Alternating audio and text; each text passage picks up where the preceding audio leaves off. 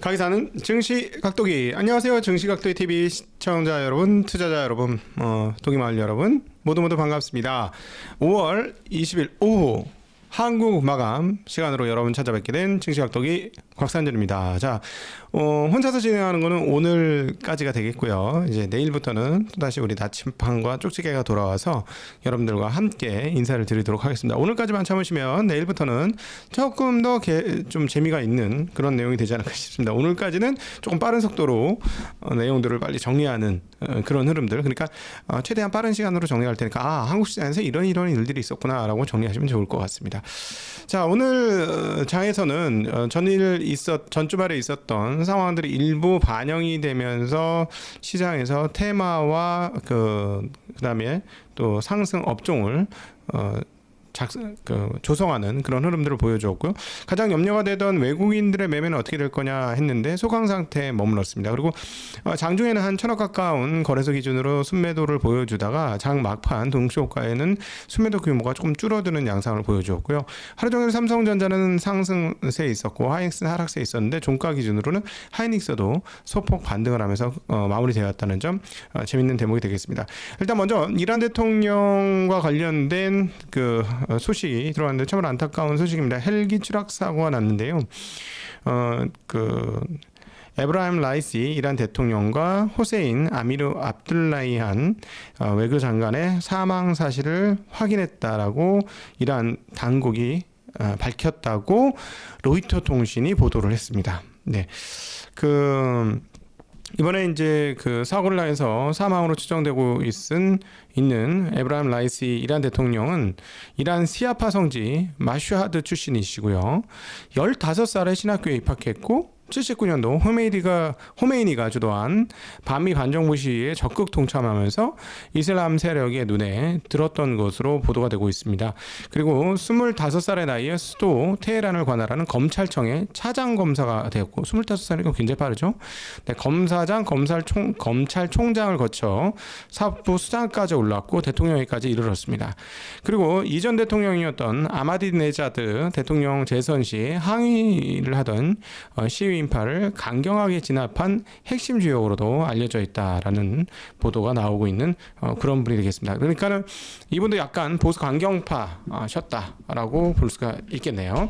자, 원자재가 상승 아침에 이렇게 원자재가 상승한 것을 어디서 보냐? 야, 이거 중국 주택에서 본다라고까지 아침 방송에서 말씀드렸죠. 이것과 연관돼서 궁금하신 점은 아침 방송을 보시면 중국 주택 에 대한 QE가 시작이 되고 그 QE가 시작되게 될 경우 과연 어떤 일이 어떻게 벌어질 것이냐. 일단 제일 처음에는 지금 통화가치 관련된 문제가 벌어지는 거 아니냐라는 의문에 그런 퍼즐 맞추기를 해보았습니다.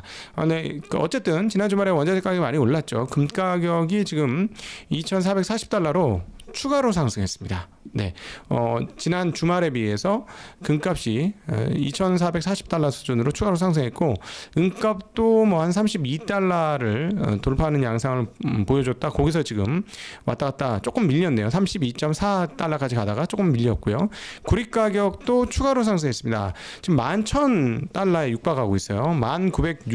1950 이렇게 가지고 있고 비트코인도 67,000달러에서 왔다 갔다 하고 있는 모습 보여주고 있습니다. 이렇게 원자재 가격 강세가 나타나자 원자재와 관련된 주식들이 강세를 보이는 흐름 보여줬습니다. 특별히 구리값이 사상 최고치를 돌파하게 되자 구리로 만든 전선을 만드는 관련주들 그리고 또 이 비철 금속 관련 테마들이 업종 상위 테마 상위인 상승 종목으로 이름을 찍었습니다.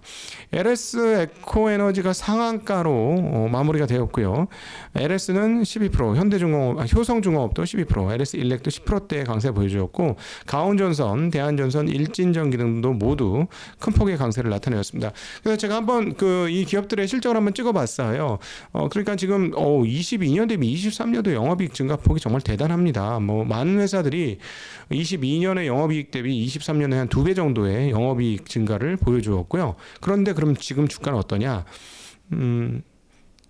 내년도에도 즉 24년도 결산도 2배 가까이 날 것으로 지금 예상하고 있는 주가가 나오고 있더군요. 그러니까 현재 가격, 현재 주가 계속 많이 올랐습니다. 2배 오른 회사도 있고 3배 오른 회사도 있고 더 많이 오른 회사도 있는데 그 회사의 현재 주가를 영업이익으로 환산을 해보니 전년도에 그 22년도에서 23년도에 2배가 됐는데 24년도 실적은 현재 주가를 감안해 보면 또다시 2배 정도가 돼야 적정가가 되는 그런 정도의 주가 흐름을 보여주고 있다는 측면에서 약간의 주의가 좀 필요해 보인다라는 생각을 가지게 되었습니다. 워낙 그 분위기는 좋아요. 그렇죠?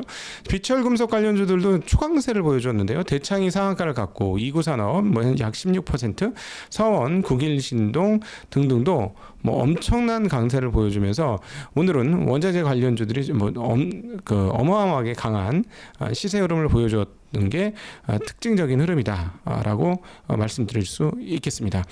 네, LS 에코 잠깐만요. LS 에코 에너지가 제가 상한가였는데 상한가 깨졌네요. 네, 죄송합니다. LS 에코 에너지 다시 저희가 이제 동시호가 나오기 전에 딱 정리를 했을 때는 상한가였는데요. 지금 보니까 상한가 아니고 LS 에코에너지 26% 상승을 했고요. LS는 12.2%, 대한전선 7.19, 가온전선 7.01%, 일진전기 4.28 등 상승하는 흐름들을 보여주었습니다. 혹시 이렇게 그 시세에 대해서는 조금 저희가 일찍 정리하는 바람에 조금 틀릴 수도 있다라는 점은 이해를 좀 부탁드리도록 하겠습니다. 자, 비철금속은 대창금속은 상한가가 맞고요. 서원, 국일신동, 이구산업, 조일알루미늄, PJ메탈, T플렉스, 알루코, 그린플러스 등등도 초강세를 보여주는 흐름 확인할 수가 있었습니다. 자, HLB에 의한 시장 교란이 지속되고 있습니다. 시가총액이 굉장히 높았던 기업이었죠. 지난주에는 12조대가 8.7조대까지 폭락을 하는 상한가 점화 거래량도 많지 않은 점화라서 한 번 더 떨어진다 말씀드렸는데 역시나 한 번 더 떨어졌습니다. 대신에 오늘은 거래량이 터졌습니다. 거래량이 터져서 그 하한가가 풀리려고 몇 번 시도를 했었는데요. 시도를 하다가 결국 주저앉으면서 그 하한가에서 마무리가 되었고 오늘은 이제 전일 8조 7천억에서 6조 1,500억 정도 수준으로 떨어지면서 또다시 시가총액이 한 2조 5천억 정도 수준 날아가는 모습을 보여주었습니다. 덕분에 어떻게 됐나요? 네, 코스닥은 1% 이상의 큰 폭 하락을 보여줬고 HLB 관련주들이 여기에 가장 강력한 영향을 미쳤다라고 정리해 볼 수 있을 것 같습니다. 이 관련주들의 그 하한가가 굉장히 컸고요. 하한가와 하락이 컸는데 이제 거래량은 어마무시하게 터졌습니다. 오늘 그 거래량을 보면 그 HLB의 경우는 1,680만 주가 터졌습니다. 그러니까 그 상장 주식수 1억 3천만 주에서 10% 넘는 거래량이 터졌고요. 그러나 하한가로 마감이 되었기 때문에 내일까지는 더 충격이 있을 것이다. 근데 이제 실적을 보면은 내일까지만이야? 이런 생각은 좀 드네요. 이 회사가 지금 8조 이제 많이 떨어져서 6조 반토막이 됐잖아요. 하한가 2번 맞으니까 반토막이 순식간에. 근데 6조라고 얘기할 수 있을까? 이런 생각이 조금 드네요. 네. 거기에다가 HLB는 생명과학이 있습니다. 관계자들 중에 HLB 생명과학이 주주배당 유상증자는 예정대로 진행한다고 합니다. 전주 말에 하한가를 기록을 했고요. 오늘은 이제 생명과학은 하한가는 아닙니다만 큰 폭으로 떨어져서 하한가 이후 큰 폭 하락으로 마감되는 모습 보여주었는데 이 주식은 약 1,300억 수준의 유상증자를 또 진행을 하겠다고 했습니다. 13.87% 마감이 되면서 시가총액 9,290억인데요. 이 회사 그래서 저는 이제 유상증자하는 회사들 보면 그래 돈 필요할 때 유상증자하는 건 좋은데 그러면은 돈을 돌려는 줘봤어? 배당은 줘봤어? 하고 한번 살펴봤더니 지난 10년간은 배당은 없었습니다. 다시 한번 살펴봤어요. 자, 쭉 살펴보니까 이번까지 배당락이 5번 있었습니다. 배당을 안 줬는데 권리락이 5번 있어요. 죄송합니다. 근데 왜 배당을 안 줬는데 권리락이 5번 있었어? 모르긴 몰라도 유상증자 이번까지 5번째네요. 네, 돈을 달라고만 하는 회사입니다. 저희가 항상 드리는 말씀이지만 이렇게 돈을 달라고만 하는 회사에 대해서는 항상 주의를 요한다라는 거 꼭 좀 기억해 주셨으면 하는 대목입니다. 그러니까 급하게 돈 먹으려고 하지 말고 느리게 꾸준히 들깨지면서 먹으면 의외로 종착지에 빨리 그러니까 목적지에 빨리 가요. 제가 이거는 장거리 사이클링을 하면서 체험을 했던 건데요. 칙칙폭폭 하면 중간에 조금 덜 지쳐요. 그래서 안 쉬고 꽤나 오래도록 달릴 수 있어요. 빠르진 않지만 다른 사람 옆으로 휙휙휙 추월해 갑니다. 근데 그냥 자기 페이스대로 힘이 조금 덜 든 수준으로 꾸준히 가는 거예요. 그러면 계속 오래 달릴 수 있어요. 근데 빨리 가신 분들은 어떻게 되냐면 중간에 빨리 배가 고파져가지고 쉬어야 되거든.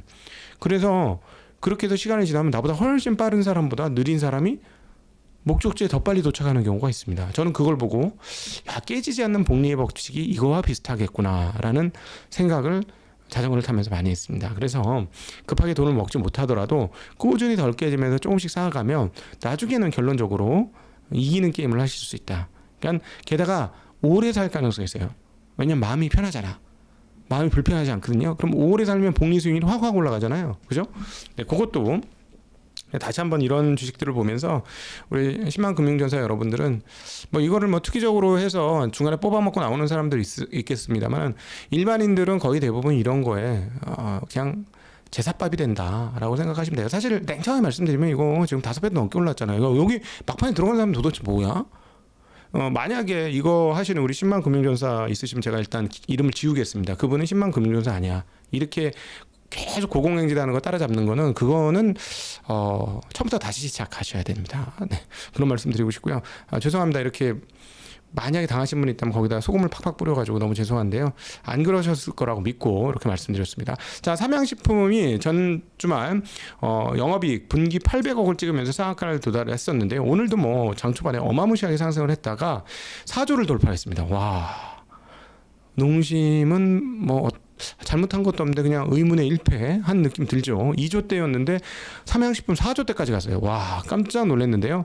이제는 그 종가는 조금 밀리면서 마감이 되는 흐름 보여주었습니다. 그러니까 4조대를 살짝 찍었다가 슬슬슬 밀리면서 지금 3조 7,8천억에 3조 7,800억 대에 마무리되면서 가격은 그래도 12.43%는 50만 2천 원을 기록하는 모습 확인할 수 있었습니다. 지난 주말에 이것과 더불어서 같이 고공행진하면서 상한가를 갔던 S&D는 장 초반에 올렸습니다만 후반에 먼저 계속해서 떨어지면서 무려 15% 가까운 하락 5,900원이 빠진 34,050원을 기록하면서 시가총액이 1,000억 원에 깨지는 흐름들을 보여줬습니다. 원래 약한 종목이 먼저 흔들리고 깨지는 거예요. 이거는 꼭 기억하셨으면 좋겠어요. 좋은 종목은 제일 나중에 깨지고 약한 종목이 먼저 깨진다. 기억하시면 좋을 것 같고요. 지난 주말에 이제 외국인들이 매도가 굉장히 많았고 거기에서 어디가 장렬했죠? 야, 이거 그때 제가 그래서 목요일도 그렇고 야, 이거 삼성전자 하고 하이닉스하고 이것이 무슨 페어 트레이딩 하는 거 아니야 할 정도로 삼성전자는 패대기 치고 하이닉스는 사는 분위기였습니다. 그게 이제 지난 주말도 확인이 됐는데요. 지난 주말에 보면 삼성전자가 2,626억 팔았어요. 근데 하이닉스는 151억 팔았습니다.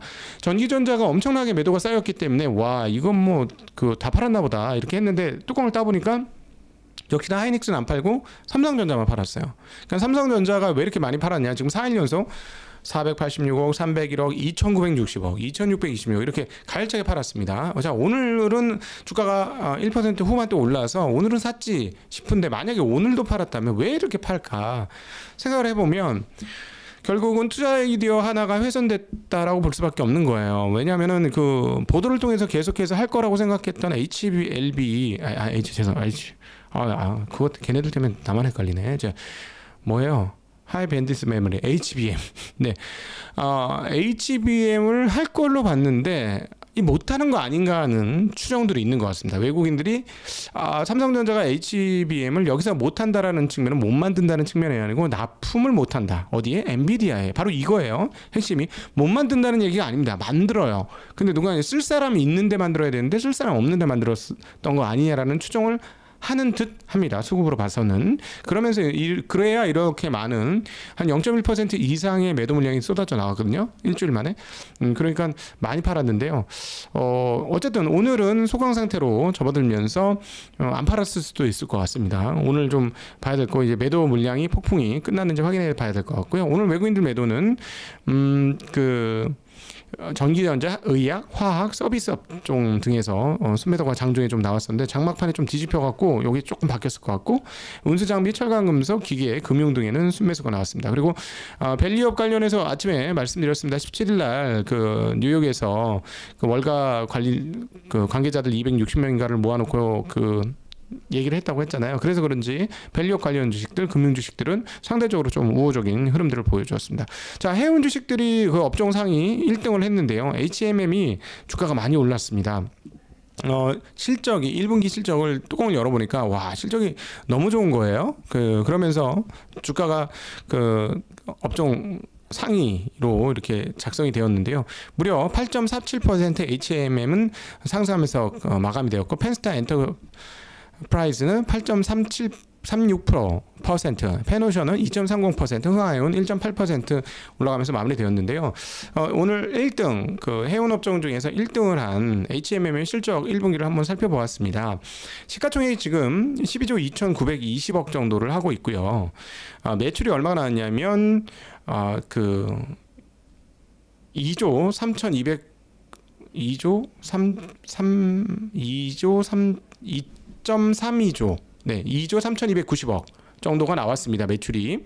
근데 영업이익이 얼마가 나왔냐면, 이거 그냥 물건 배달, 물건 딜리버리 해주는 그 배송업체예요. 쉽게 얘기하면. 근데 영업이익이 지금 4,070억 나왔습니다. 그러니까 거의 20%의 유가가는 영업이익이 나왔고요. 단기순이익은 더 나와서 4,850억이 나왔습니다. 단기순이익은 20%가 넘죠. 근데 전분기 얼마였냐? 영업이익이 이번에 4,070억인데 전분기에 424억. 10배 가까이 늘었어요. 자, 단기순이익이 전분기 많이 했죠. 2,630억을 했는데 4,850억으로 2배 이상 늘었습니다. 자, 2배 가까이 늘었습니다. 그렇기 때문에 실적이 어마무시하게 좋았고, 왜 실적이 좋았느냐? 실적 호조의 이유는 지난해 말부터 예멘의 후티 반군의 상선 공격이 시작됐잖아요. 그래서 주요 해운사들이 홍해 항로 대신에 아프리카 희망봉 우회 항로를 이용해서 운행 거리가 엄청나게 멀어졌습니다. 그래서 이로 인해서 운임이 급등했고요. 이 운임 급등으로 인해서 실적이 매우 좋았고, 운임 지수도 계속해서 올랐습니다. 상하이어 컨테이너 운임 지수는 지금 2,000이 넘어서 지난해 1분기 대비로는 100%가 넘게 오르는 기염을 토하고 있습니다. 그래서 상선주들이 매우 좋았는데요. 한번 따져볼까요? 23년도 매출은 얼마였냐면, 올해는 2.3조, 작년에는 0.84조, 8,400억. 영업이익은요, 올해 1분기만 4,070억, 작년도 온기 기준으로 5,847억. 순이익은요, 올해 1분기만 4,850억, 작년 온기로 1조 3,200억. 자, 그러니까 올해 1분기 실적만 해도 어마무시하죠. 전년도 그냥 무조건 돌파한다. 2022년도는 실적이 이게 비정상적인 실적이에요. 20년, 21년, 22년은 아시죠? 막 그 배 하나 가로막고, 그다음에 물류차질 생기고 물동 안 돼가지고 막 항구에 서 있고, 그래서 좀 비현실적인 실적이 나오긴 했어요. 22년 제가 계산하면서 뭐지? 22년 이 정도였나? 이 회사 시가총액 12조라고 했었는데요. 22년 잠깐 말씀드리면 매출이 18조에 영업이익이 거의 10조, 단기순이익은 10조가 조금 넘는 그런 흐름들. 자, 이걸 퍼 1. 자, 해운 주식들이 좀 이러죠. 자, 그래서 과연 앞으로 HMM이 얼마에 팔릴지 관심이 가는 대목이 되겠습니다. 자, 휴마시스가 경남제약 경영권 인수를 지난 주말에 발표했는데요. 덕분에 경남제약 지분을 약 20% 가까이 보유한 블레이드 엔터가 주가가 폭등하는 양상을 보여주었습니다. 지난 주말에 상한가에 이어서 오늘도 약 25%의 초급등세를 보여주었고요. 19점 정확하게 84%를 보유하고 있는데, 이 회사 지금 경남제약 시가총액은 550억입니다. 올라서 550억. 그러니까 오르기 전에 한 500억 안 됐죠. 근데 20% 물량이면 얼마예요? 100억이잖아요. 얼마의 인수예요? 480억. 우와, 5배 장사. 이렇게 경영권 프리미엄, 대주주의 나라지. 대주주의 나라고, 대주주가 그래? 서럽냐? 대주주 되라. 이런 소리가 들리는 듯 하죠. 그러면서 왜 주식시장 왜 만들었어? 니들끼리 하지. 뭐 이런 생각도 또 이렇게 치밀어 오르는, 이런 거 보면 그런데, 어찌 되었건 그러나 이번 건은 소액주주들한테도 나쁜 건 아니라고 보여줍니다. 왜냐하면 이 회사가 5개년 연도 단기 수익 적자예요. 그리고 3개년 연도 영업이익도 적자고, 그 전에도 잠깐 이익 났다가 또 적자야. 그러니까 10개년을 통틀어서 적자가 엄청나게 많은 회사예요. 그러니까 거덜났어요. 근데 이런 회사를 인수하니까 소액주들 입장에서는 오히려 구원자를 만날 것 같은 느낌이 들 수도 있죠. 그러니까 기존 대주주는 시세 차익을 얻고 튀었지만, 기존 소액주주들은 이 경영권 인수에 대한 프리미엄을 값어치에 매기긴 해야 되겠으나 그나마 휴마시스는 진단 키트 하는 회사고 시너지를 노리고 매수를 한 것이고 시너지 가능성은 좀 있겠죠. 경남지역 레모나 파는 회사니까 그거의 어떤 유통망이라든가 이런 것들을 활용할 수 있으니까요. 그런 측면에서 뭐 다른 데보다는 그나마 조금 낫다. 이렇게 정리해 볼 수 있을 것 같습니다. 덕분에 이 관련된 큐브 엔터도 같이 상승하는 흐름들을 죄송합니다. 판타지오도 상승하는 흐름들을 보여줬는데 이 판타지오는 여러분 모르겠습니다만 우리가 4대 빅 엔터가 있잖아요. 주가가 작년에 뭐 너무 많이 올라가지고 지금 이렇게 많이 떨어졌는데도 아직도 약간 싸다, 애매하다, 뭐 이렇게 적절하다, 뭐 비싸다, 뭐 이렇게 제가 말씀드리고 있는데 4대 회사가 어디죠? 하이브, 네, JYP, 그다음 SM, YG잖아요. 그 다음으로 큰 엔터테인먼트 회사 중에 하나가 이쪽 영화 말고 음반 쪽에서는 바로 이 회사입니다. 아닙니다. 죄송합니다. 큐브 엔터입니다. 죄송해요. 큐브 엔터가 그 다음으로 크고요. 그 다음에 이제 판타지오는 우리 잘생긴 남자 친구 있잖아요. 그 친구가 소속된 회사인데 주가는 굉장히 낮아요. 그래서 제가 지금 잠깐 헷갈렸습니다. 큐브 엔터하고 판타지오하고 좀 헷갈려서 죄송하고요. 그런 작은 회사인데 이 회사도 덩달아서 블레이드 엔터테인먼트의 자회사였기 때문에 조금 가격은 올랐고요. 그 얘기를 드리려고 이왕 드린 얘기니까 드리면 그 네 번째로 큰 회사인 큐브 엔터는 G 아이돌이라고 있습니다. 여성 그룹이죠. 5인조가 되고 아주 뛰어난 여성 그룹입니다. 요게 이제 거의 이제 7년 차가 되어 가고 있거든요. 요거 재계약이 어떻게 되느냐가 굉장히 중요한 회사다. 혹시나 이 주식을 갖고 있으신 분들은 무엇보다도 지 아이들이 재계약을 하는지 여부를 확인하실 필요가 있다라는 말씀을 끝으로 전달드리도록 하겠습니다. 네, 자, 이게 생각이 깜빡깜빡하네요. 이 기억이 이러면 안 되는데. 네, 자, 오늘도 함께 해주셔서 진심으로 감사하고요. 행복한 오후 되시길 빌겠습니다. 저는 조금 이따 넘어가서 중국 마감으로 여러분 찾아뵙도록 하겠습니다. 감사합니다. 안녕.